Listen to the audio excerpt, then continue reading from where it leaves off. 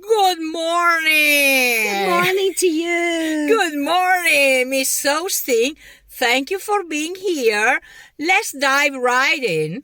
Pride and Prejudice is one of the most beloved novels Yes, it is. of all time. Yeah. What inspired you to write it? Well, actually, the spark came from observing the absurdities of society and the endless dance of pride invented in human nature. I wanted to create a heroine, Elizabeth Bennet, who could stand boldly against such folly, and a hero, Mr. Darcy, who could learn to temper his own flaws. Speaking of Darcy, people are obsessed with him. Did you ever imagine he would become such a romantic icon?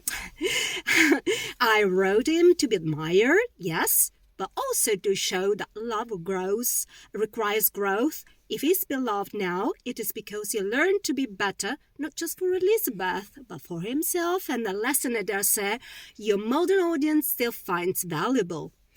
Elizabeth Bennet is often called a proto-feminist character. Was that intentional?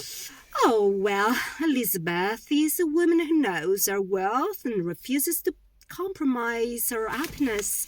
If that is feminism, then it is. But truly, I wrote her to reflect the strength I have seen in many women, particularly those who must navigate a society that offers them so few choices. Okay, let's talk about you now. Everything is becoming spicy. Why did you never marry? Darling, I prefer freedom to fortune. You know, a match without respect or affection would have been intolerable. Marriage is, after all, a serious business, isn't it? But wasn't it lonely for you? Oh, loneliness perhaps, but also liberty, liberty, liberty. I had my family, my writing, you know, and the quiet satisfaction of crafting stories that is a richness of few marriages can promise.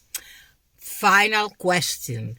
If you could meet Elizabeth Bennet today, what would you say to her? My dear Elizabeth, I would tell her she's everything I hoped for.